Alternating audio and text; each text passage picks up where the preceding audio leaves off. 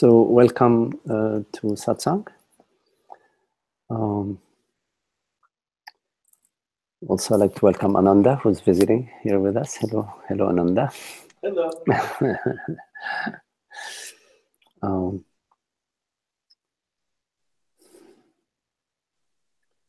So it's just a reminder that Satsang is love. Satsang is truth. Satsang is what we truly are, our true nature. Pristine, the pristine self. The bliss of the self. Universal beingness.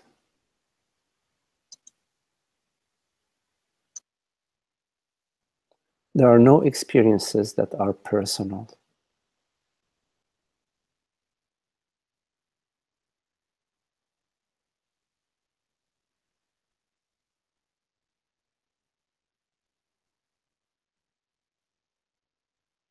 Nothing that you experience, that you perceive,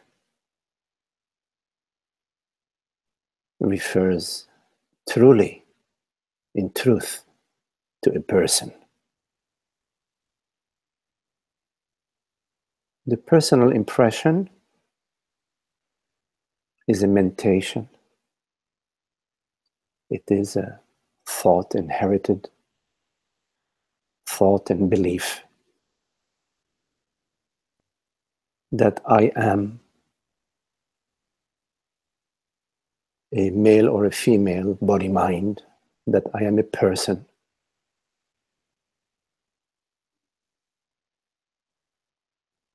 And that I have a free will, a personal will.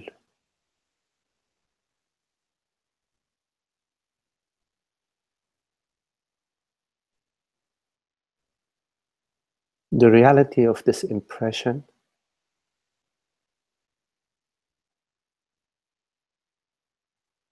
when you go into it, you don't find its reality in your thinking, in your thoughts, or in your feelings. When you examine your thoughts and your feelings, when you contemplate correctly thoughts and emotions, you will find consciousness. You will not find a person. You will not find a separate self. You will not find a mother or a father, a sister, a son, a daughter. You will always find consciousness.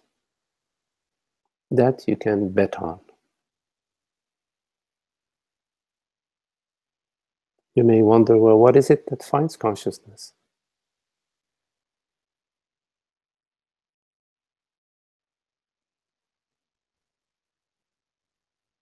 And the mind may say, well, here it goes, there is duality. There is something that finds consciousness. There is duality. We need to understand that the teaching uses language. The language may seem dualistic, but what it's pointing to is what matters. The teaching aims to bring you to understanding.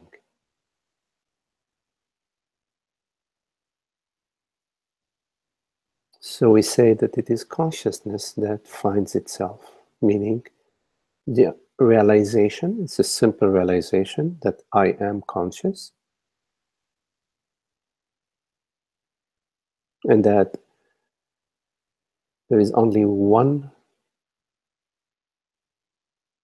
candidate to be conscious, which is consciousness. In other words,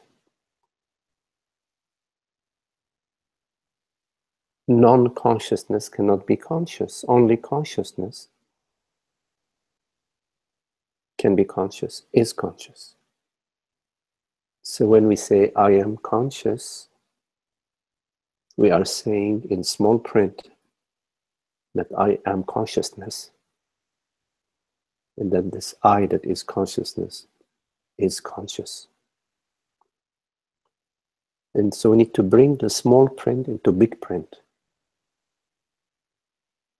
We need to go from very fine print, yes, I am conscious, to a wide, big print, I, consciousness, am conscious. If you contemplate simply that, simply I, that I refers to consciousness, and that there is only one I, one self, that is sufficient as a contemplation.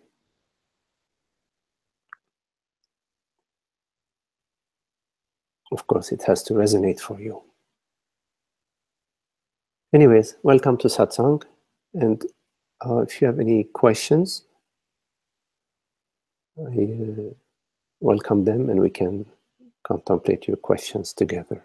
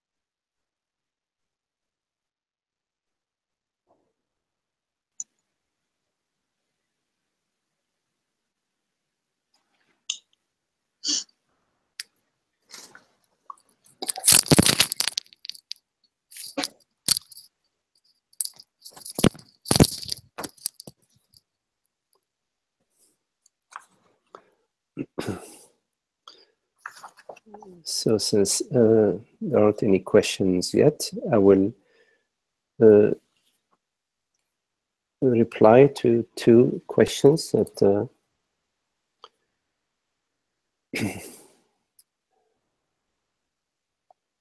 so I think Zoe, you wrote last time, I have been sensing lately that there is no need for a formal meditation practice. That every moment is meditation, is stillness. Yes. That is true when it is true. I think that is what I heard you say. As the sense of ego self and other, in other words, as the sense of separation drops, it is all meditation.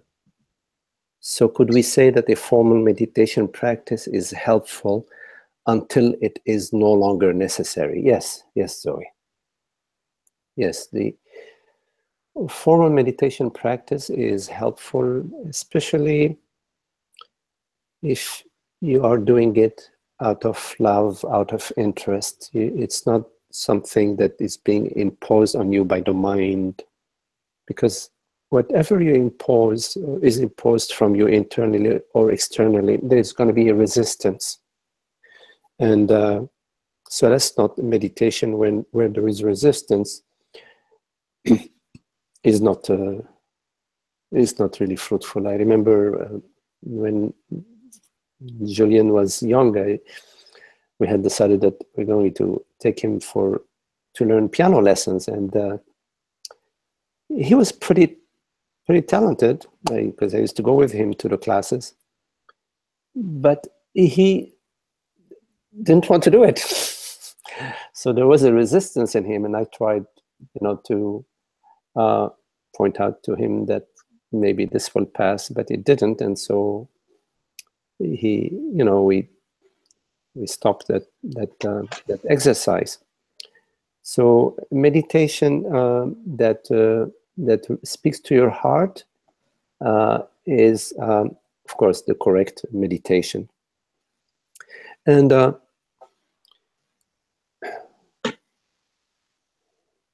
yes,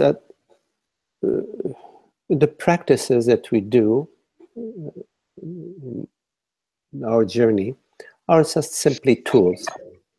They when we want to cross a river, we use a boat to cross the river.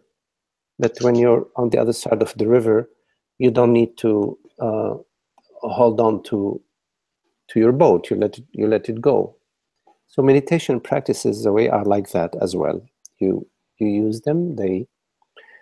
They serve their purpose, and once their purpose is served, you don't need them anymore. So this is why I not much in favor of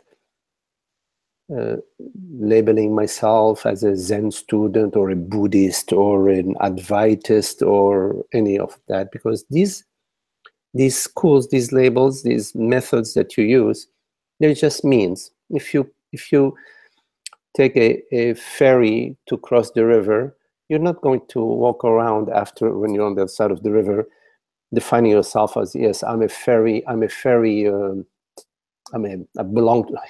member of this ferry. If you go on a canoe, you're not going to define yourself by the canoe. It was just a tool that served a function. And so now some people end up being monastic and wearing robes and so on, but that's, each person has their own journey. So you go on also, Zoe, you say, also, could you speak about making amends to those I used to think had hurt me? Seeing that no one has harmed me but myself, what I had imagined was hurting me. Now I am thinking that I need to make amends, just to clean things up for myself. No, you don't need to make any amends. And no one has hurt you. You have not hurt yourself, nor has anybody hurt you.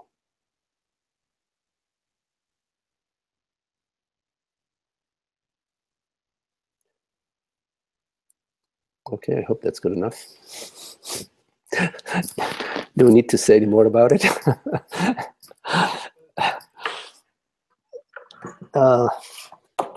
Whoops. Maybe, I don't know, what could we say more about it? Pardon. You know,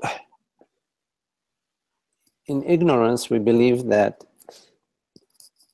there is me and others, and I'm this man or woman, and my father, my mother, my grandmother, kids at school, my teacher, they have hurt me. My partner has hurt my feelings. But all of that is part of the illusion, part of the dream, part of believing yourself to be a human body mind. As long as you believe you're a human body mind, the impression of somebody hurting you and needing to make amends, will have meaning for you. But once you realize that we are the self, that we are the love, we are the oneness, we are the wholeness of being, in that realization, all amends are done, all the end of karma. Karma ends with your awakening, with your understanding that you are the transparency of being, that you are this borderless, aware presence.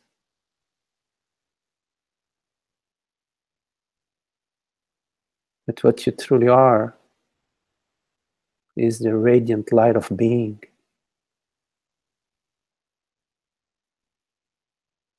That your true nature is infinite love that radiates in all directions, infinite directions.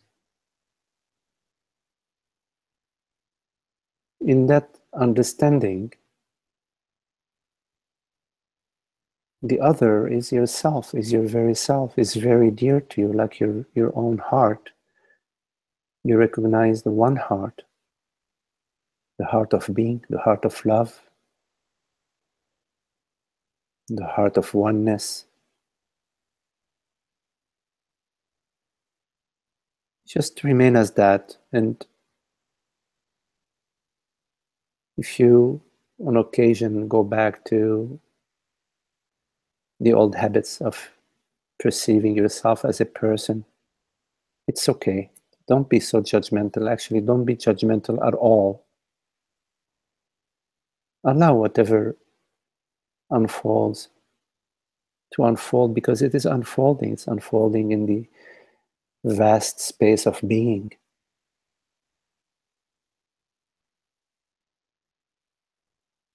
God's design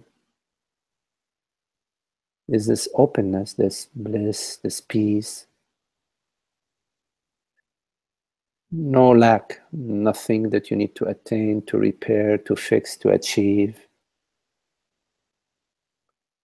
All that is pretty miserable. Recognize this infinite, invisible beingness, the reality of your experience, this very moment. This moment of eternity.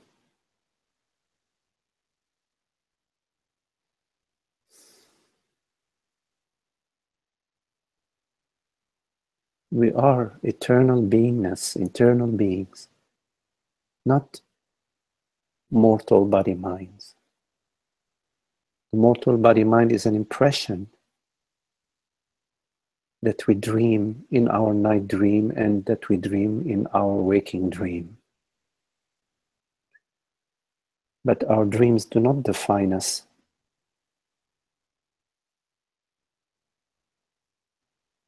Mind does not define us. Thought does not define us. Nothing defines the self. Nothing defines being.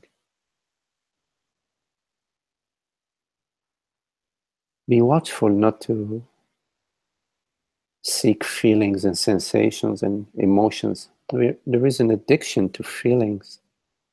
We want to feel good about ourselves. We want to feel righteous. Feelings are like clouds that arise in the space. Recognize yourself as the space, as the screen, as the vastness of being.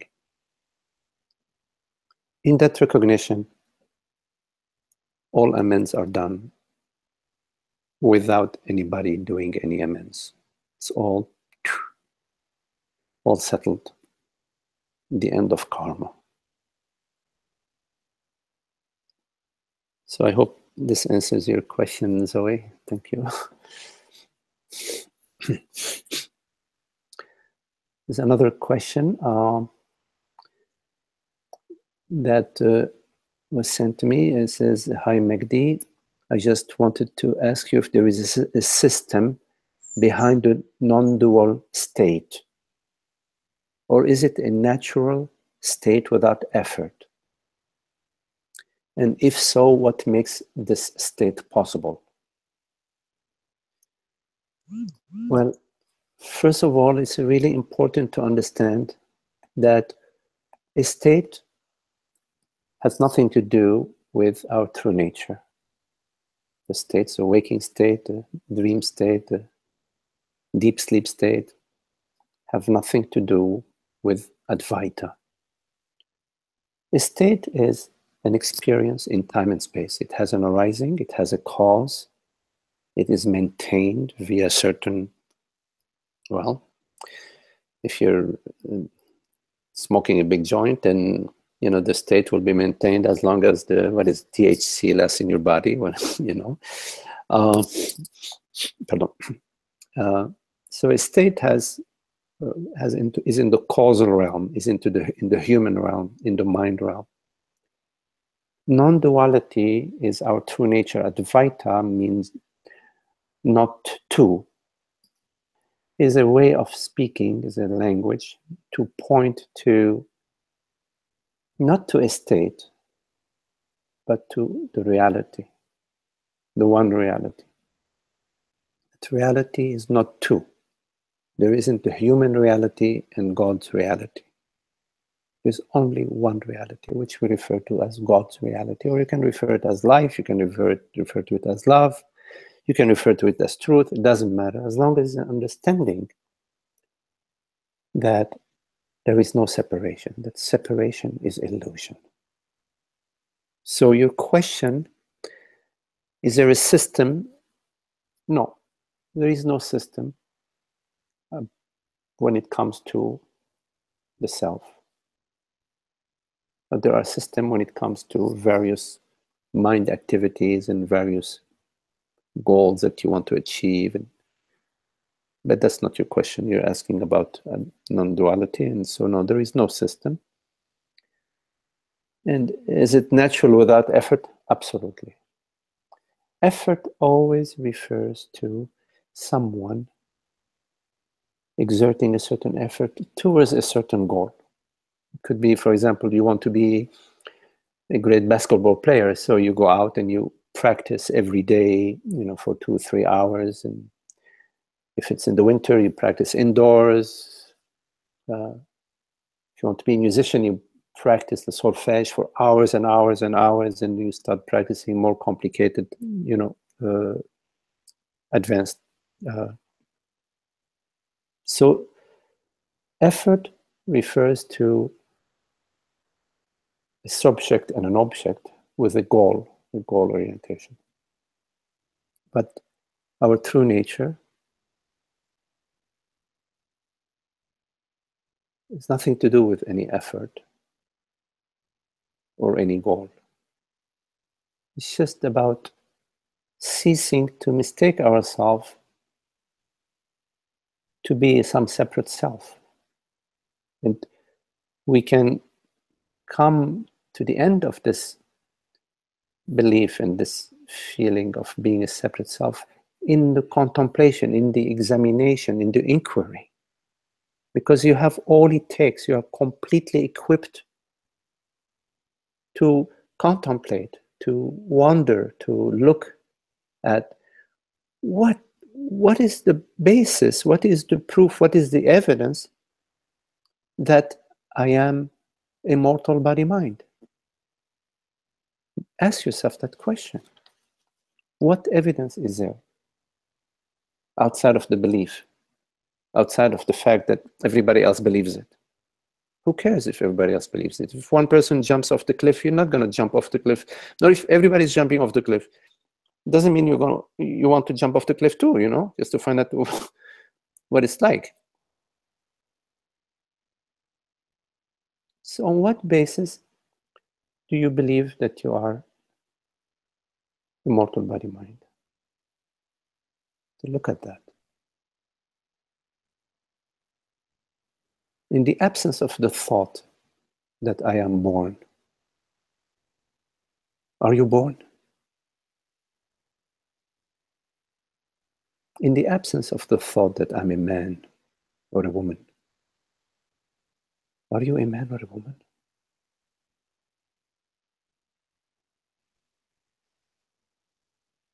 You have to go to this absence, because it is in the absence that you will find the reality. You will not find it in the mind. The mind is full of stuff. If you go to the Britannica, Encyclopedia Britannica, you look at it, there are, I don't know how many millions of words and phrases and sentences and thoughts. If you look at the philosophies, there are books and books, probably you can spend lifetimes upon lifetimes reading the philosophies. It's all about the mind. You see? And it's so complicated. Who needs to do that? Somebody tells you, oh yeah, you need to study the Upanishads to know what you truly are. You know, so no, it's too complicated. I don't want to study the Upanishads. Why? You can go directly to your absence. It's completely available to you. Because between a thought and another thought is absence. And during the thought is absence. Because the thought arises in absence. Like the music or in the flute. When the sounds arise, they're arising out of absence. It's just the air taking on this amplitude and latitude of vibrations, and suddenly there is sound. You see?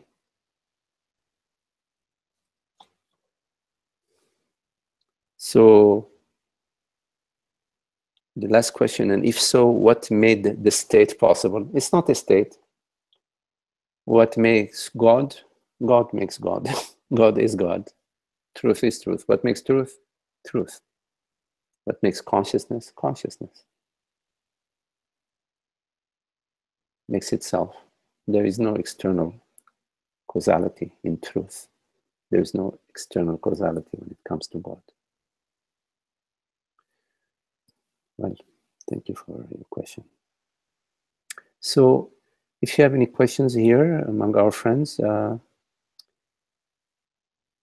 it's up to you now. What is your question?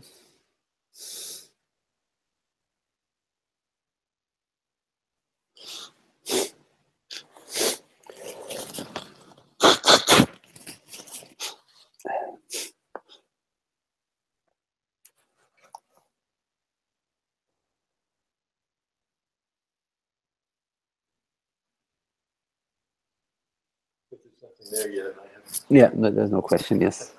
So Ananda is here, by the way, for the people who joined, and so Ananda is asking a question here. Yes. When there's thought, when there's the quiet behind the mind, Mm-hmm. there's the space between thought. There's peace, and then when we share with other people, like when we're having satsang, there's something wonderful about it. It's a sharing, and it's. I tend to think of it as extra good, Mm-hmm. something like that, and that can't be really ultimately true because the good is always here. It's endemic to being. Yes. So I just wonder about that. To me, it's like if I go off to the shore or I go off to the woods and I feel wonderful, transported in a way, or go deeply and go into a quiet contemplation on my own. But I'm usually feeling like I'm sure glad I have people also, and the joy of being with people. Mm-hmm. Mm-hmm. And so it's a little bit complicated. It's like it feels like there's a little complication there mentally. Well, you could go in the woods, or you can go for a walk in the park or in nature, or go to the seashore and have a communion with God. This just beautiful peace and enjoyment. Or you could go to the woods or to the park or to the beach and have a lousy time, because your mind is spinning about this and that, and why did I come here? Or gee, I should have brought whatever, a sandwich with me, etc. Oh, we couldn't hear the question. Yeah, let me see if I can repeat it.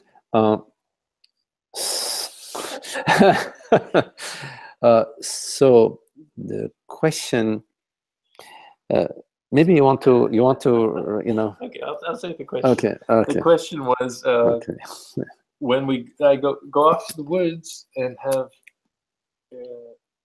or just go inward and feel peace and something, a wonderful freedom, just being. It's being an awareness. And then I also think that being around people gives me, it's almost like it amplifies it or makes it, it's something I wouldn't want to miss. And so I have a double life. I have the contemplative life and the social life. You don't have to miss. When you are with your friends, you enjoy them. You enjoy being with your friends. You love being with them. When you're by the seashore or for a walk in the park, you enjoy being in the park. Now, if you're in the park and you're thinking, oh, gee, I should be with my friends, or if you're your friends and you're thinking, gee, I should be with the, by the seashore, then yes, then there is some sort of conflict. But otherwise, you just enjoy your friends and you enjoy, and it's both available to you. Nature is available to you because you live in Sebastopol. There are parks around and so on, and then you have friends that you can visit with, and so it's all available to you. So you don't have to formulate some ideas about how happiness should be or what is needed for happiness, because happiness doesn't need anything. It celebrates. Enjoy being in the park. You celebrate having a glass of wine and a nice meal with friends. You celebrate being alone reading a book. You celebrate playing the flute. You celebrate contemplating God. So it's not about that I need nature and I need my friends, because that refers to a personal self with lacking, or that I lack, that I would be less worthy, less celebratory if I don't have friends, or I would be less worthy or less celebratory if I don't have beautiful seashore or a beautiful park or nature around me. So whenever you're referring to yourself as a personal self, as a body mind, as a person, you already have placed the conditions of lack and need and conditions upon yourself. Now,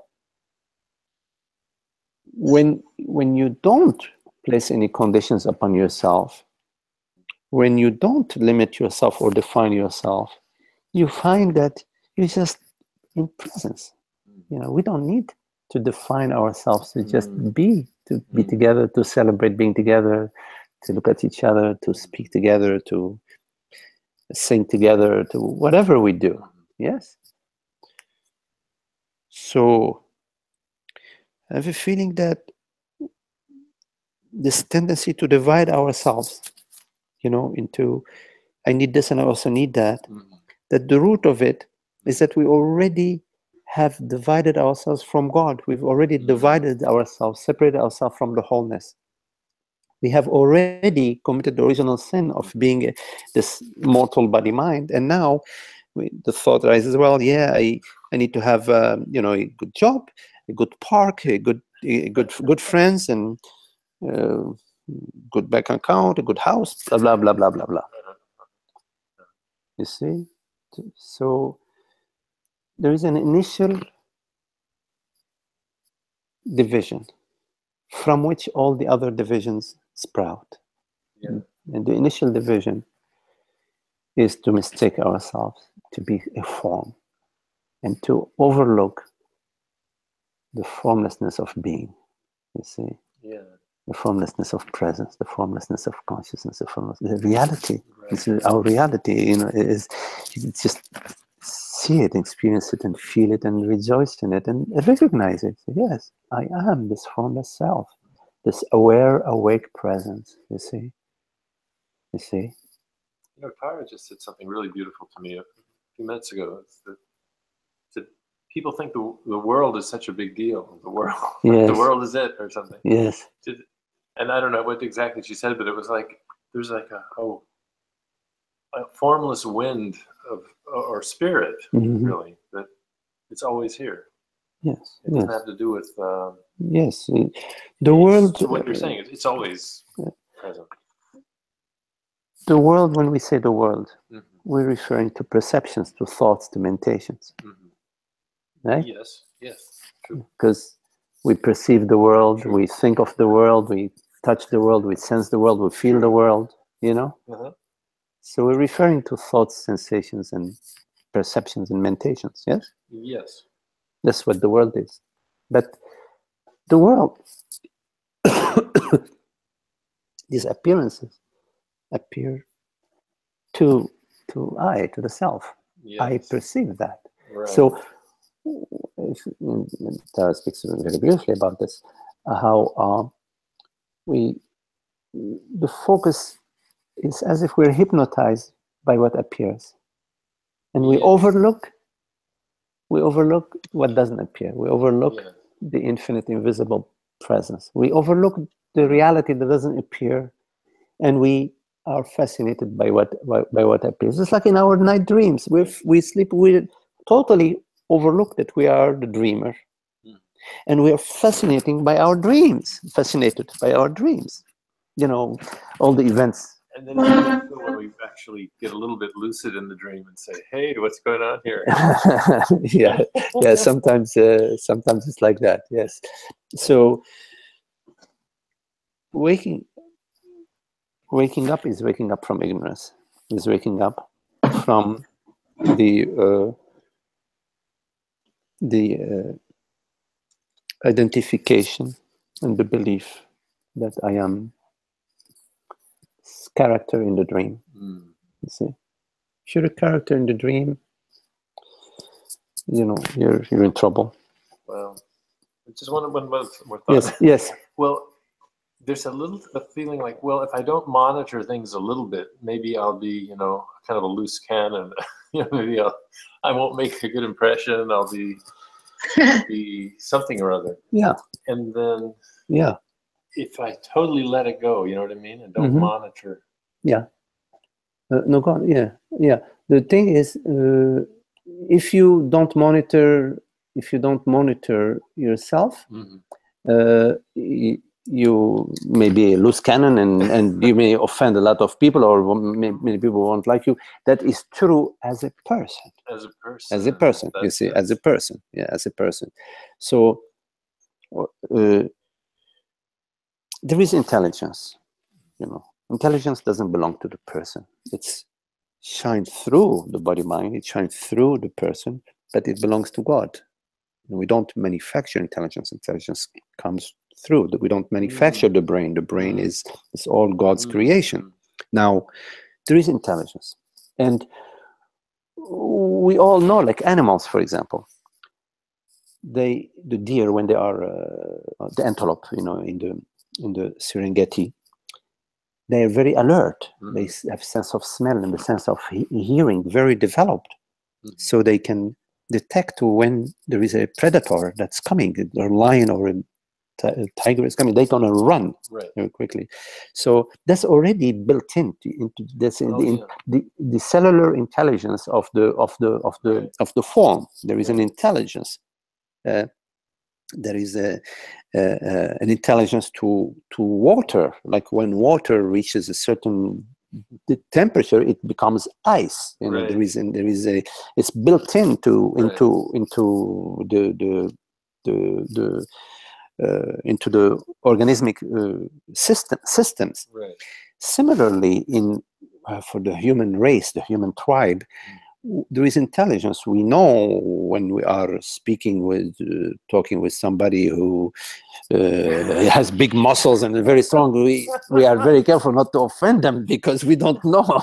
They may get upset by what we say, and they may punch us in the face. So we know how to be as a tribe. Like the monkeys. They know how to be together. Now, the ignorance comes when there is a psychological identification. You see, like I know when I'm sitting with people that I don't want to offend anybody. What for? And hurt their feelings. They start crying or they upset. They start yelling at me.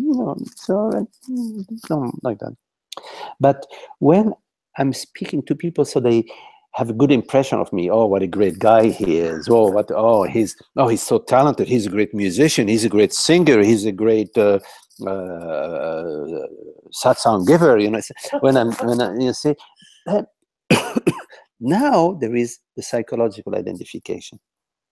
Right. You see, and Right. there's the unhappiness because I better be careful what I'm saying because I want to. Huh? Then you may be offensive. I may be offensive. I'm also being defensive. So if people don't like me, I'm going to try harder, Right. and I'm going to go home at night. I'm disappointed, and God, I did so good. No, they didn't applaud me. Whatever. So that is the ignorance. Right. But to maneuver in the human tribe in a way that is smooth, that's intelligence. Right. And you could just drop this one. I'm getting. You can just drop it all off. Yes. Drop off all the concern. Absolutely. And just here we are. Yes, absolutely. Because the intelligence is there and it operates. You can sense it. Okay, wait a minute. Maybe am I offending people? All of that comes to you from presence, from your emptiness. But when you are full of yourself, full of images and ideas about yourself, oftentimes we don't even hear the other. We don't even see the other. We don't even see them. Yeah, then how graceful are you? Huh? Then how graceful are you? How graceful are you, right? Right. You don't even, sometimes people cut each other off, I do that a lot. You see, we don't, it's not graceful, right. Because there is too much happening as a mean. I'm getting this sense. It's just yes, like this. Yes. And it's like the meditation of letting the body be expanded as well. Yes, absolutely. Yes, wonderful. Okay, Nanda. Okay. Okay, did I, let's see. Okay, so Aaron, hello, Aaron. You ask, I could be wrong, but I've heard you mention you had your own business. Yes, I do. What are your key insights and tips for doing business and keeping your truth, non-duality, enlightenment? Good question. Without getting caught up in overwhelm, stress, lack, low capital, low sales, volume, competition, etc. Everything that comes with entrepreneurship. That's a very good question, Aaron, and I think it relates to maybe many of us.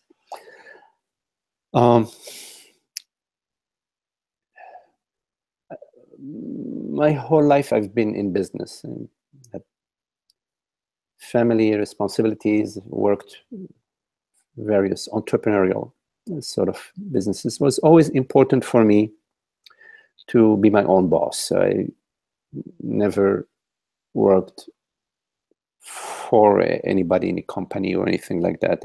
I enjoyed much more my own freedom. And as they say, what your worst boss is yourself. Is there an expression like that, or something like that?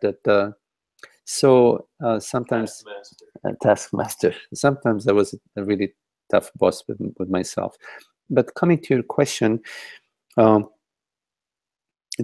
took me a while to sort of refine to come to this balance between being engaged in the world, in work specifically, since you asked about working, and the contemplation of truth, the contemplation of the self. They're not separate. This is really, really beautiful, because in working, you have many opportunities to face a lot of your conditioning, a lot of your demons or something like that, a lot of your own demons. They arise. Fear about whether I'm going to make it, fear about losing contracts, or you put a bid and you're hoping that you'll be able to negotiate, so you worry and concerns. And also concerns about the money, whether I'm going to be successful or not, and if it's not working really good, then the fears. So I experienced all of that, throughout my career. But of course, I've been a truth lover all my life, and I've been contemplating the self, contemplating truth throughout all of these experiences. So there are some principles that are really important in business and living as consciousness. So there is a principle of honesty, sincerity, truth. So you speak honestly, with sincerity and in truth, to whoever you interact with in business. It's very important not to be deceitful, because in deceiving others, you're really deceiving yourself.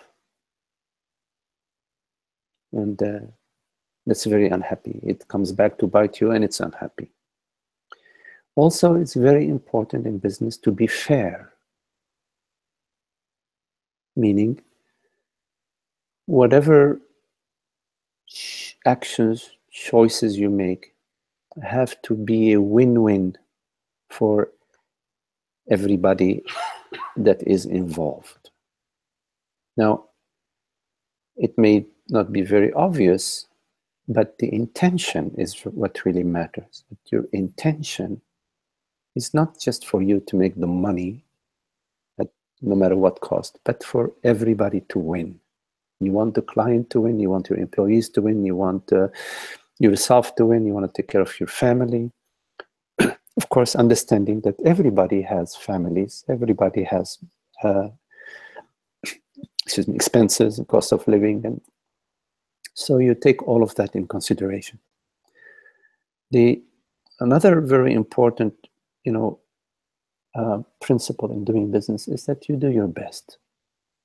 Meaning, you do your best, but you don't judge yourself, nor you judge others, of course. You do your best. And you don't get so wrapped up around whether it's going to succeed or fail. All you did is you did your best. At the time, this is what you were capable of. This is the information that you had. Maybe after you made the decision, more information came, but it's too late. You already made the decision. That's okay, because you make the decision based on the information that's available to you, and you make the best decision you can. Now, sometimes you need to wait. You need to wait for more information to come to you, and then you postpone the decision. You make the decision later. Now, some people perceive work and contemplation of the self to be two separate activities, that if you're working, you're not contemplating the self. That has not been at all my experience. I have been contemplating the self as I'm working, because all sorts of stuff, all sorts of emotions, all sorts of conditioning arises in life, in raising a family, in having a business. And these things that arise, that's what we refer to as me. Your beliefs and your feelings go hand in hand. Without a belief, for example, you believe that you must succeed, and you don't succeed, then you feel, oh my God, my life just crumbling in front of my face. Because you have that belief that you need to succeed, that it has to work. No, it doesn't have to work. It's God's decision if it works or not. It's not your decision. Your decision, it came to you to open this business. You open the business. You do your best. You have friends, employees, partners, bankers, whatever. You work with them. You do your best with them. You're not responsible for them. They may be robbing you blind. You don't know. I mean, if you know, then you'll step back. But sometimes you don't know, because people sometimes are deceitful. This may be the situation that may arise to you. And so your business won't work. So what? You did your best. Because you expect your business to work and to be very successful, you will experience the negative feelings. What's very beautiful as you're contemplating the self is when you let go of your expectation and you just do your best, that's when it works. I know, it's tricky, but that's how it works. When you are not there, as with all your stories and all your concerns, that's when God says, ah, the light shines through you. So,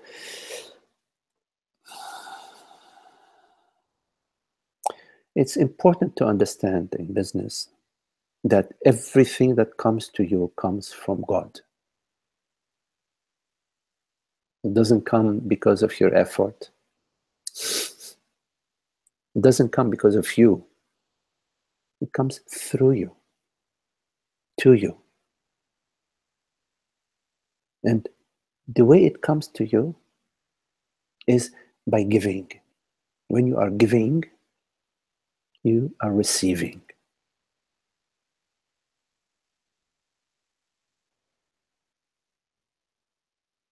I know that in saying all these things, I'm getting myself fired from any possibility of getting a position in business, teaching business 101. These are the anti-business statements. What is this guy talking about?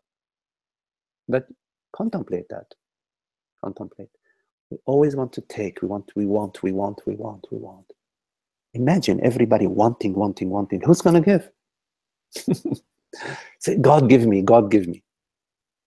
You give and you receive. You know, the stress, the lack of capital, low sales, volume, competition, all of that, let it be. You just follow the principles in your life. Live your life in business and outside of business according to the principles, the high principles of consciousness. That the other is none other but myself. When you are sitting negotiating with somebody, an employee, a client, financier, you're negotiating with yourself. You are sitting with yourself. It's one consciousness. Consciousness is a whole. Don't worry about the details of your business. Just follow the principles of the divine principles. And then when you're living that way, and there is a need for you to pay attention to a certain detail, the attention will come. But it will come easy. It won't be a concern. It won't be a worry. It won't be a burden.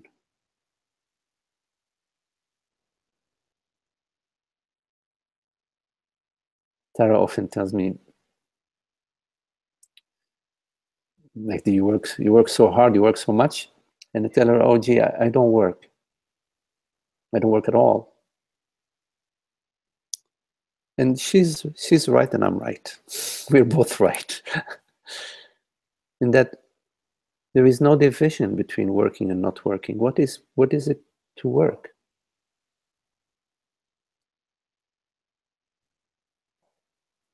Now, often we're doing something we don't like to do, we don't want to do. And then we feel, oh my God, it's work.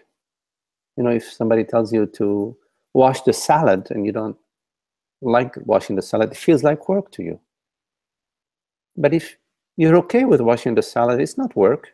You're just washing the salad. So there is like a mental state about working. And of course, in everything we do, there are certain things that we do that are sort of a pain. You know, sometimes you have to drive in traffic. It's not so much fun, but it's not such a big deal. So, but there are some parts in our life that, in work, that we prefer them less than other things. But we have to relax about those preferences, because it's not, you know, in the mind, we make them worse than what they actually are. In thinking about them, we make them worse than what they are.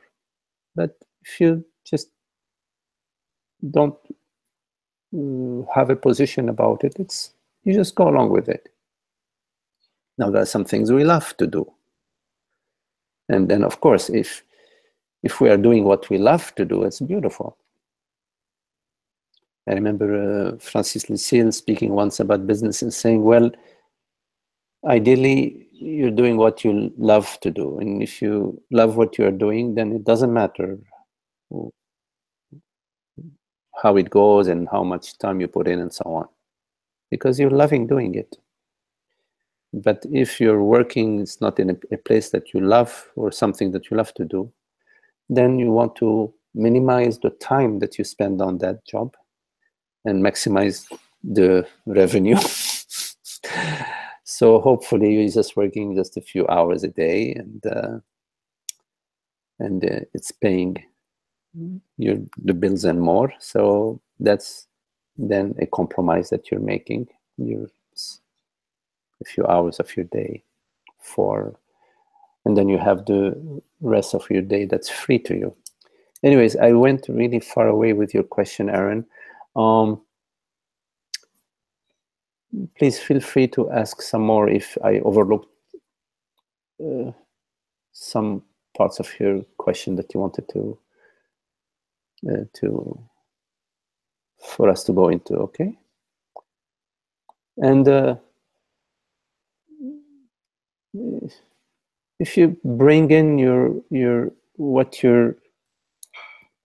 becoming the insights that you're getting from your meditation and from your contemplation into your life, into your work, so that it's seamless, you will find a lot of magical things happening in your business life.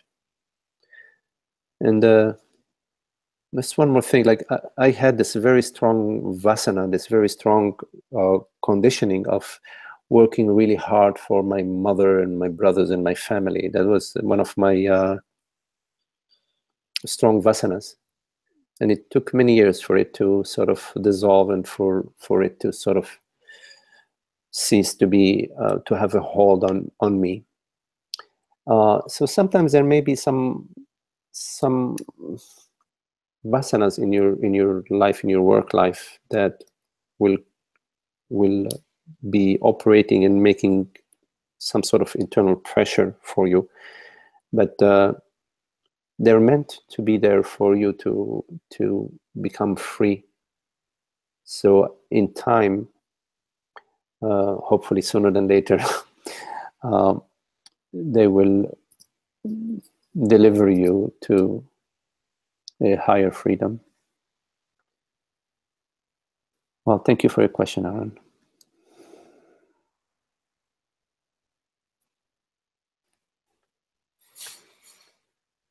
If there are any other questions.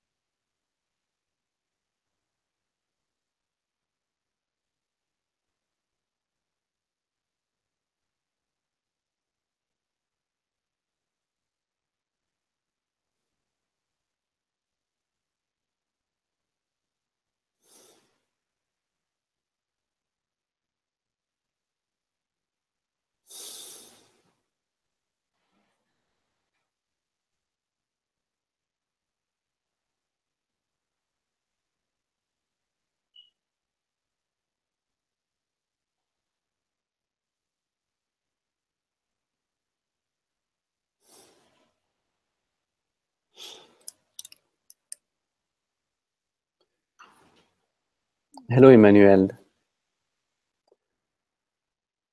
Emmanuel, you write, how much effort and how much relaxation does meditation require?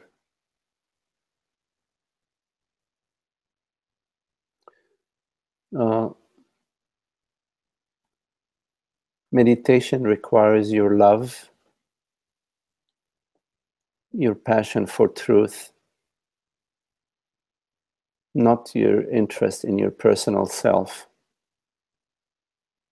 but your interest in truth, your interest in the self. It's not a personal interest. So meditation does not require effort, but I would like to specify that we often do a lot of effort, but when the effort is coming from our love and our interest, it's not effort. It may look like effort, it may seem like effort. Like for years, I used to wake up like 4 o'clock in the morning and sit, for 2 hours every morning. But for me, there was no effort in doing that. For somebody else, it may seem like it's tremendous effort. And I recall that sometimes I used to sit and I would be going against my inner, I would be like, sort of like, I have to do it. But after 10 minutes, I would just get up. It'd be like a waste of time. So when there is love and interest, the effort, you can't really use the term effort, or maybe you can use the term effort with a different meaning, that it's more of an interest. And so whenever you feel that you have to do effort or you're doing an effort, I would say don't do it. Go for a walk, go to a movie, read a book,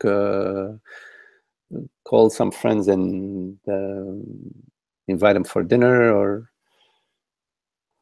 it's much better than so-called meditation, because so-called meditation is sitting doing an effort. It's because effort has to do with you as a person. You want to become a great meditator, you want to reach something, achieve something for your person, but you're not a person. That's the issue, is that you do the effort for the dream character that you imagine yourself to be.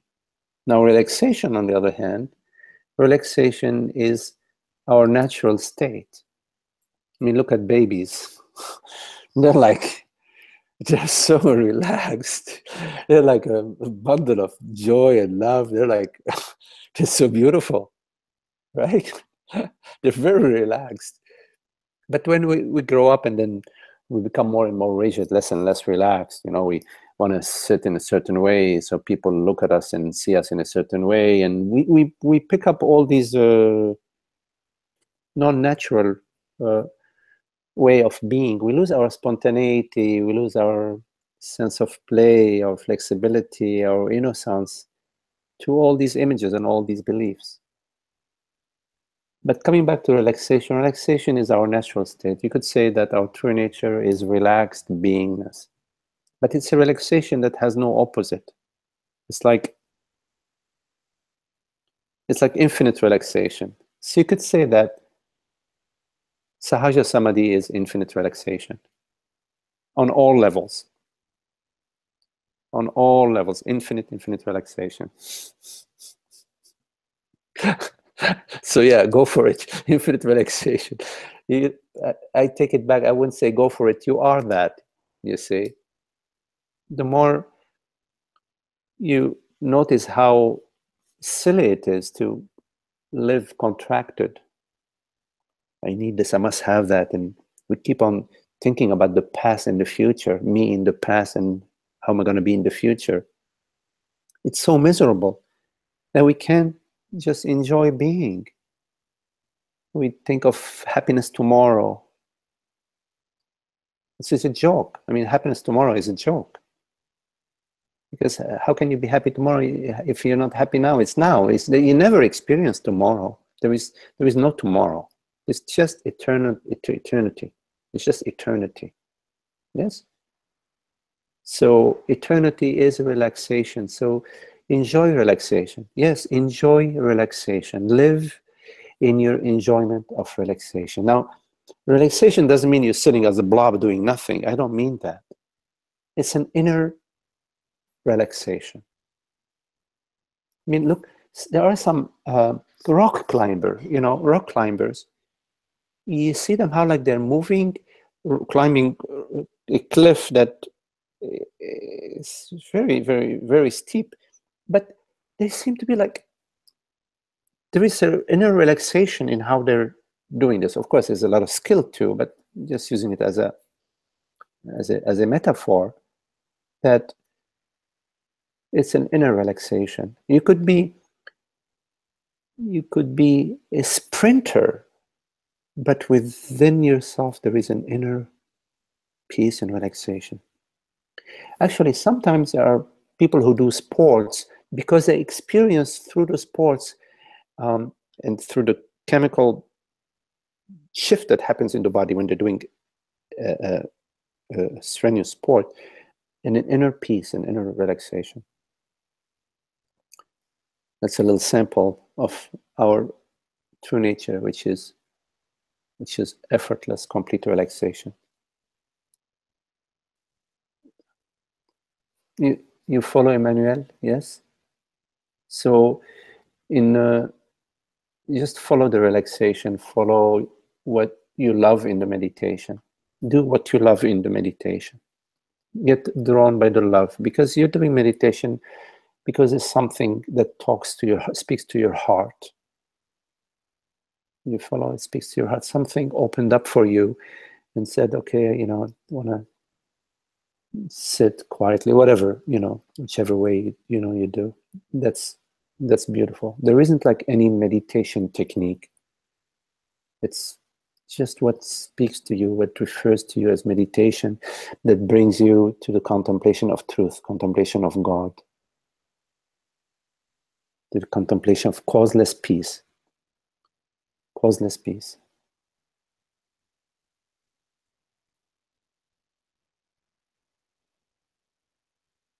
And don't worry about how others are meditating on other meditation techniques and so on. Just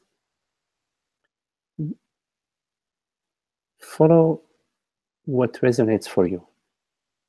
Okay?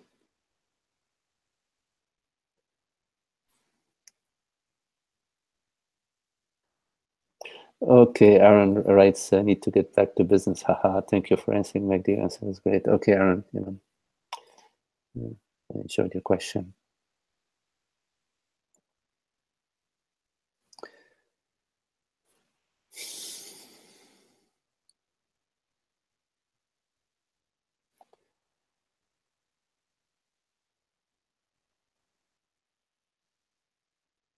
So any question, anyone?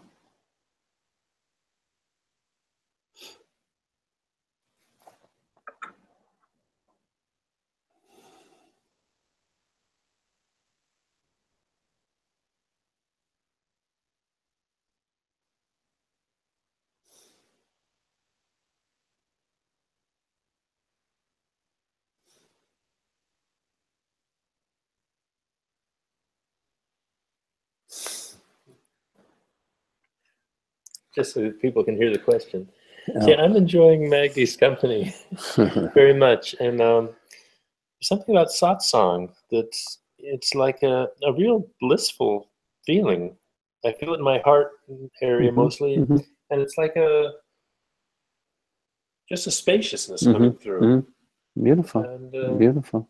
Just want to mention that. Yeah. Yeah, beautiful. And I think it's really what's always here. Yes, yes. Yes, it is. It is. It's lovely when,